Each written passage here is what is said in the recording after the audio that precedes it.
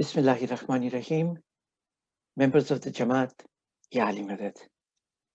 Thank you for joining us today. I'm going to speak with the Jamaat on the topic looking through today's problems to tomorrow's opportunities.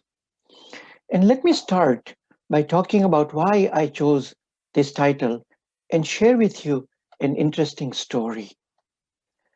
In 1991, Maulana Hazar Imam came to Pakistan for 17 days. On the 16th of November, Maulana Hazar Imam attended the fourth convocation of the AKU and spoke with the new graduates. In his speech, a one-liner of many stood out very distinctly, full of insight and historical significance, and I believe a hallmark of Ismaili history, which then makes the title of our talk.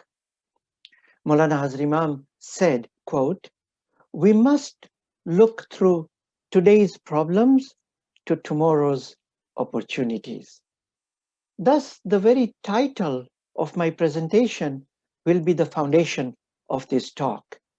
And through a couple of inspiring stories, I will build the edifice with three key pillars or lessons, which will be the takeaways of this brief talk.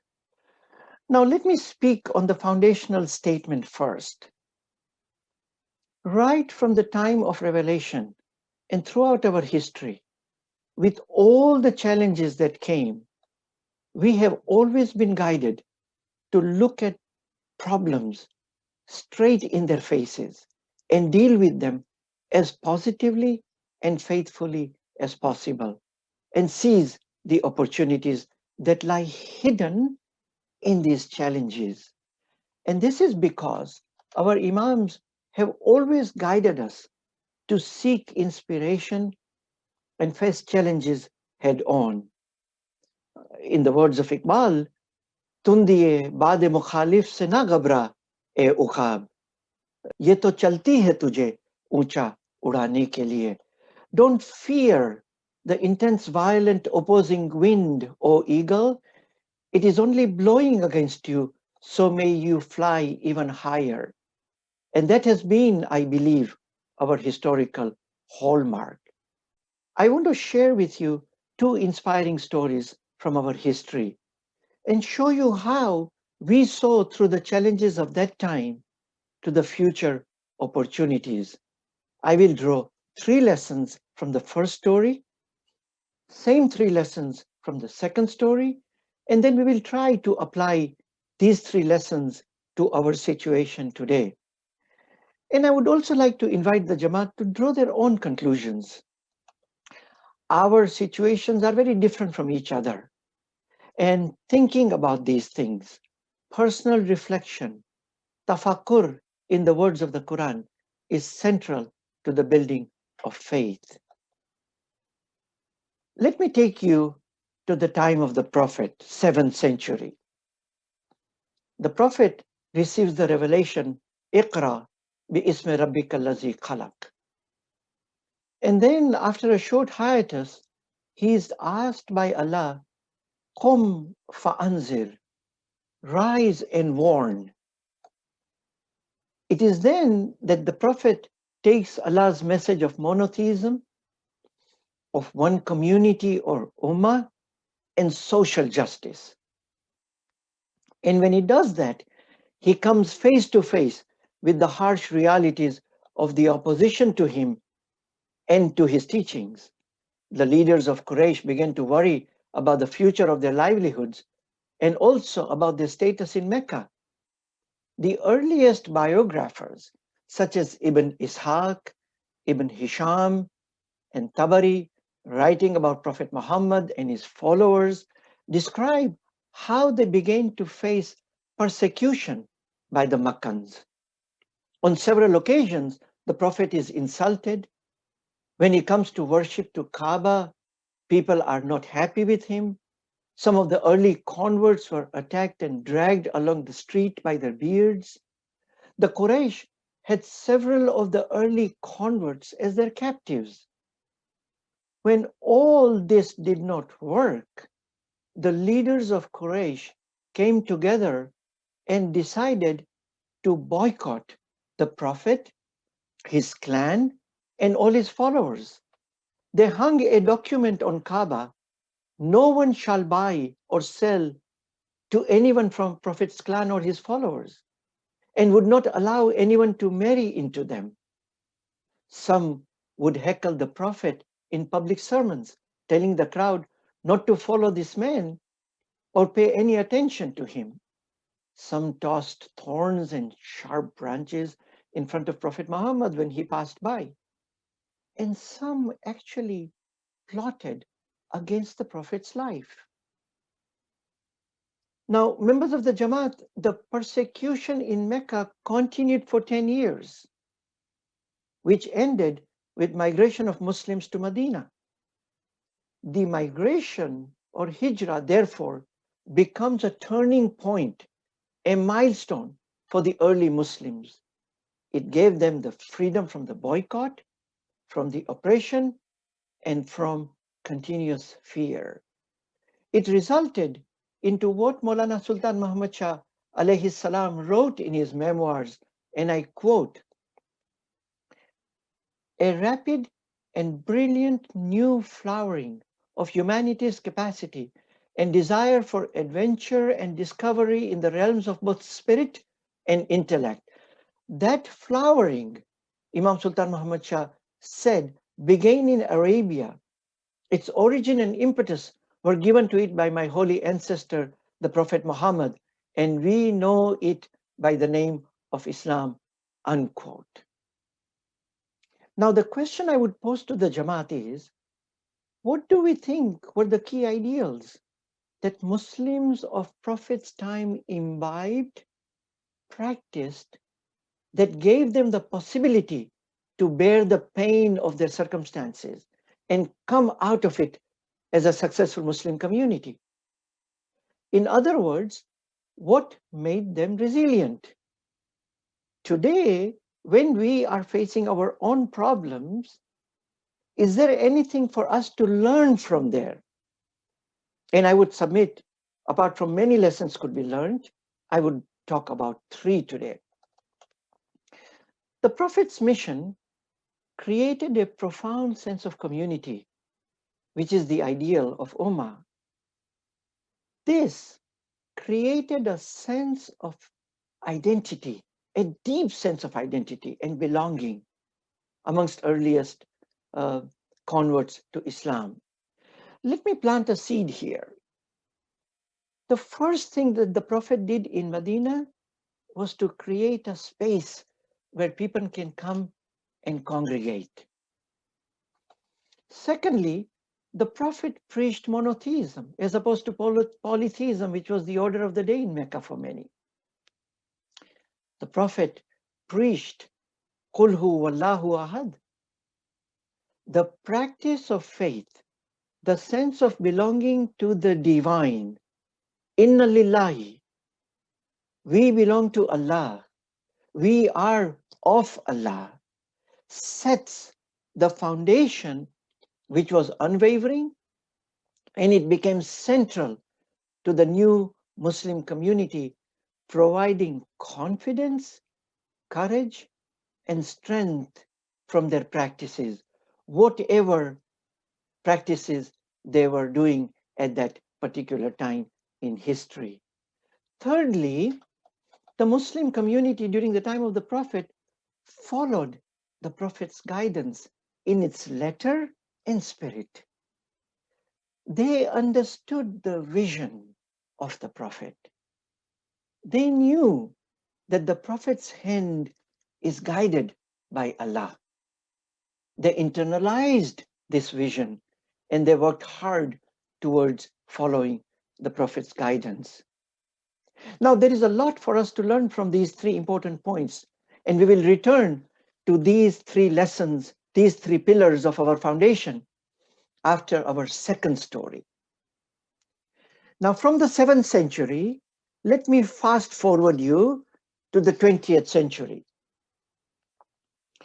On the 4th of August, 1972, the president of Uganda, Idi Amin, declared a dream that instructed him to expel 80,000 Asians from Uganda, and that too within 90 days. Now, this was a terrible time for many who had made Uganda their permanent home, including about 12,000 Ismailis.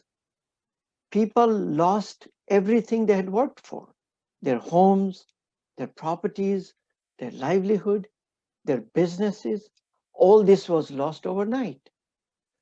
Now, through various means and with the help of United Nations, people got resettled in many parts of the world, including in Britain, in Italy, Scandinavian countries, in Canada, to rebuild their lives again.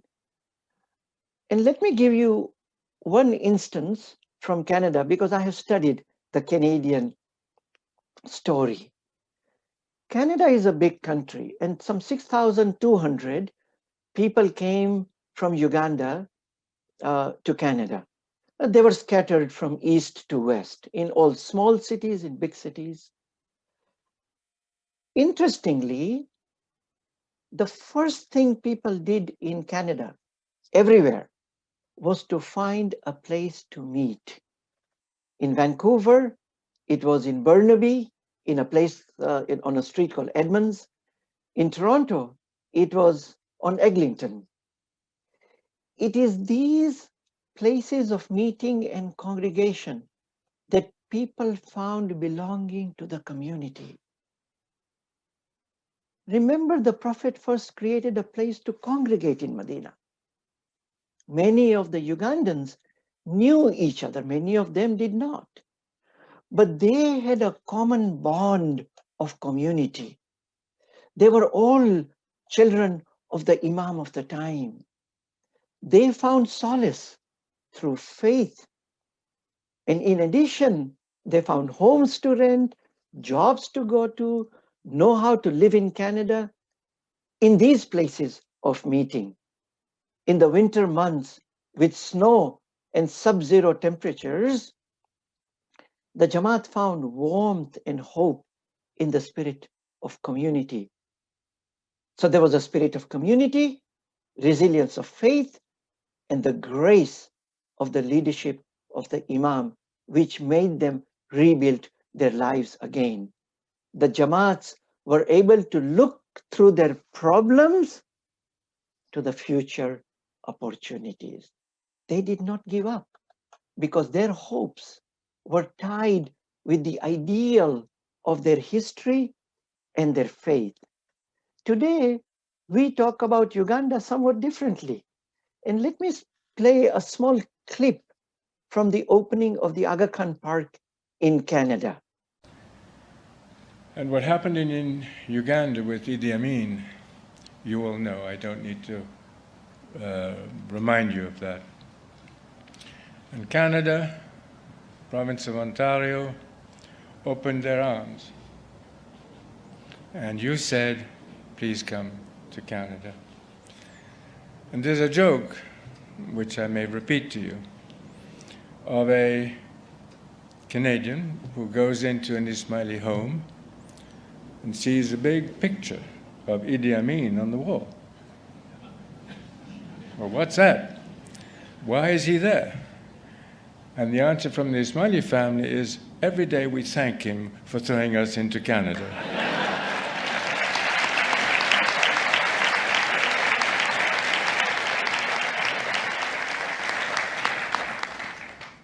You see, we were able to make lemonade out of lemons when they were served to us. Now let us come to the present challenges that we are facing and see how we can learn from our history, and if we can apply some of the learnings from our history to the present situation. We were confronted with an invisible virus. If the lessons of history are true, we might be able to apply some of these lessons to make our foundational statement to look through today's problems to tomorrow's opportunities a reality. First, we are living through unprecedented times. As a Jamaat, let us stay connected with the community life. so that loneliness, seclusion does not get to us physically or mentally. That means connecting with Jamaati programs online, keeping in touch with our families and friends, making new friends. Also to look for people whom we can serve.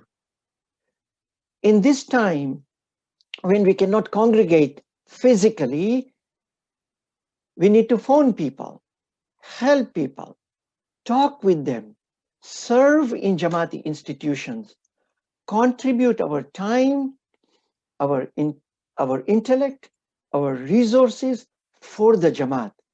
Giving is the best way to gaining in life. All the time, much more at this particular time in our history. Secondly, as we see the light at the end of the tunnel, with the Pfizer and Moderna vaccines coming out, our struggles are not yet over. It will still take some time, and complacency is not advised. We want to protect every member of the Jamaat. Masks, hand washing, social distancing, the Imam has reminded us in his recent message. They are all required. Just as people worked hard after losing everything in Uganda or in Mecca or at other times in history, as I said, this particular principle that we are talking about has been part of our history throughout 1400 years. As people did that during the course of history, we need to make sure that we work hard, we follow the guidance of the Imam of the time and his institutions. I want to recommend to the Jamaat that every single morning we read through at least one of the recent messages that have come from Maulana Hazar Imam since this pandemic started. They are at our fingertips. And in the morning, to get inspired by the blessings and the words of the Imam would set us up well for the rest of the day. Thirdly, we need to remain connected with our own personal individual practices of faith. We know what our obligations are. So to start the day with a few minutes of meditative prayer, maybe an hour, or other prayers, sets us right to encounter the day. Let us carry our faith with us at all times. The message from the Imam on the role of faith is very clear. Let me show you a small clip from a PBS interview that Maulana Hazar Imam Salvatullah Alayhi gave at the Ismaili Center, Toronto in 2014. How much are you guided by your faith? Is your faith everything? Yes. Wouldn't be guided by anything else. I wouldn't understand that. So every minute of your day you're guided by your faith. Well, the faith has 1400 years of tradition. It has been exposed to so many different situations that there's practically no human situation unknown to it, although science is changing things today. So let us get inspired by the light of our faith every single day. In conclusion, today we have discussed the foundational ideal to always look for opportunities through all our trials and tribulations. And the sources we discussed to achieve them are our commitment to our community life, to our practice of faith, and following the guidance of Maulana Hazar Imam, which will inshallah make us resilient and strong going forward. Thank you very much, and Ya Ali Madad.